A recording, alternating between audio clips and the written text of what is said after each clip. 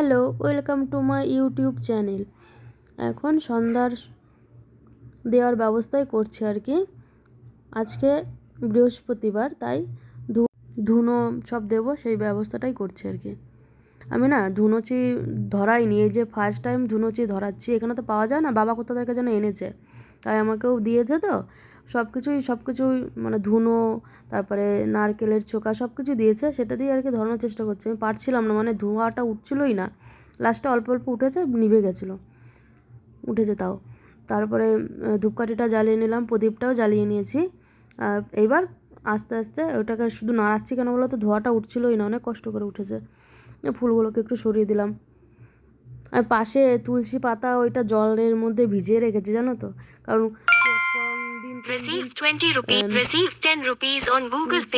ছেঁড়া যায় না, আমার ঠিক মনে থাকে না, ওই জন্য পাশে রেখে দিই, ওইখান থেকে তুলে নেবো।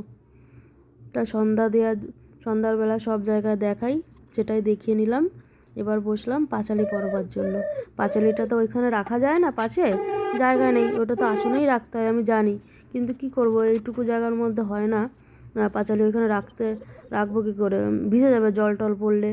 ওই জন্যই কৌটাটার মধ্যে সব পুজোর জিনিস থাকে, ওইখানেও থাকে। এবার দেখো সকালে কি রান্না করেছিলাম, সকালে করেছি খিচুড়ি, তাই সেই কারণে ফুলকপিটাকে আগে এগুলো তো তোমাকে সেদ্ধ করে, একটা ফুলকপি ছিল, 3-4টের মতো আলু ছিল, আর এখানে সব পেঁয়াজ কেটেছি 2টো, টমেটো কেটেছি 2টো, আর ডাল সব পরিমাণ মতো ভিজিয়ে রেখেছি। আর মটরশুঁটি, শীতকাল পড়ে গেছে, এখন মটরশুঁটি ভালোই পাওয়া যায়। আর ওদিকটা দেখলাম মশলা করে রেখেছি। আর ফুলকপিটা একটু ভালো করে ভাজা হওয়ার পরে কুমড়োটাকেও ভেজে নেব। কুমড়ো আর বেগুন সব একসঙ্গে, আর গাজর, আর এই যে আমার সব মশলা, গুঁড়ো মশলা আর কি, এগুলো বাড়িতে শুকনো ইসের মধ্যে খোলায় ভেজে তারপরে গুঁড়ো করে রাখি আমি। এইখানটায় তেলে 5 ফোড়ন, শুকনো লঙ্কা, পেঁয়াজ ফোড়ন দিয়ে দিলাম।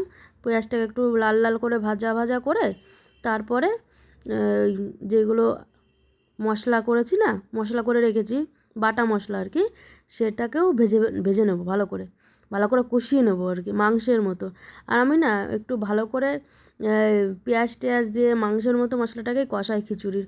আসলে আমি খিচুড়ি অতটা ভালো খাই না, এইভাবে করলে খাই। এই যে আদাটাকে দিয়ে দিলাম আগে, আদাটা একটু লাল লাল করে ভেজে নেবো, কারণ আদা সব মশলা একসাথে দিই না, তোমরা ভালো করেই জানো। ওটাকে ভেজে নিয়ে দেখো এখানে ডাল সেদ্ধ বসিয়ে দিয়েছি, এখানে মশলাগুলো দিয়ে দিলাম। মশলাগুলো একটু কষতে থাকবো যতক্ষণ না লাল হবে, তারপরে বাটিতে এই যে মশলা দিচ্ছি, মশলাটা গুলে নিলাম, গুঁড়ো মশলা এগুলোও দিয়ে দেবো। ঢেলে দিলাম বাটি, যে মশলাটা করেছিলাম আলাদা করে, ওটা ঢেলে দিয়ে এবার কষাবো ভালো করে, যতক্ষণ না তেল ছাড়বে ততক্ষণ কষিয়ে যেতে হবে। এটা করতেই যা টাইম, তারপর তো কিছু টাইম লাগবে না। ও আর মশলা যেগুলো আমি বেটে রেখেছিলাম, ওইগুলোর মধ্যে ছিল তোমার জিরে, ধনে, শুকনো লঙ্কা, টমেটো, পেঁয়াজ, আদা বাদা সব কিছুই ছিল আর কি। আমি আদাটা আলাদা করে রাখি, আদাটা আলাদা করে সুন্দর করে ভাজতে হয় তো লাল লাল করে, তারপরে অন্য মশলা দিতে, ওর জন্য মা শিখিয়েছে যে আদাটা সবসময় দেওয়া, মা তো সব কিছু আলাদা করে করে, কিন্তু আমি বলেছি সবগুলো যদি নাও করি অন্তত আদাটা আলাদা করে রাখবি করবি। আর আজকে আদাটাই করা হয়েছিল না, ওর জন্য আদাটা গ্রেট করে দিয়েছি। এটা কষতে থাকবো যতক্ষণ না লাল লাল তেল বেরোবে পাশ দিয়ে, ততক্ষণ কষতে থাকবো। কষা হয়ে গেলে আবার তোমাদের দেখাচ্ছি, এই জলটা পুরো শুকিয়ে যাবে আর পাশ দিয়ে তেল ছাড়বে, তখন আমার বুঝবো যে মশলাটা কষানো হয়েছে। দেখো মশলাটা জলটা পুরো টেনে গেছে, আর পাশ দিয়ে না তেল ছেড়েও দিয়েছে। তাও আমি কিছুক্ষণ নাড়িয়ে আর একটু তেল বার করেছি আর কি। এর মধ্যে না আমি আবার ভাজা সব সবজিগুলো দিয়ে তারপরে নাড়াই, কিন্তু কি বলো তো, এবার ভাজা সবজিগুলো এত সুন্দর সেদ্ধ হয়ে গেছে না, আর দেওয়া গেল না, ওর জন্য তুলে রেখেছিলাম।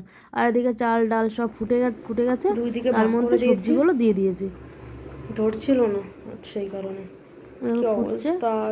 আর এই হাঁড়িটা না ধরছিল না, ওর জন্য দুটোকে আলাদা আলাদা করে দিয়েছি। আমি না এখনো হলুদ দিইনি, ওই সবজিগুলো ভেজেছিলাম একটু হলুদ দিয়েছি, মনে হচ্ছে না হলুদ দিয়েছি, কিন্তু এর মধ্যে হলুদ দিইনি এখনো,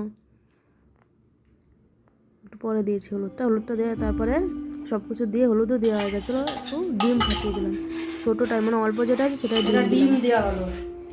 ওই বেশিটা ডিম দিলাম না কেন, তারপরে নষ্ট হয়ে যেতে পারে, আর এটা অল্প, এটা খাওয়া হয়ে যাবে, ওই কারণে এটা ডিমটা দিলাম। ডিম দিলে ভালো লাগে খিচুড়িতে। এটা দেবো।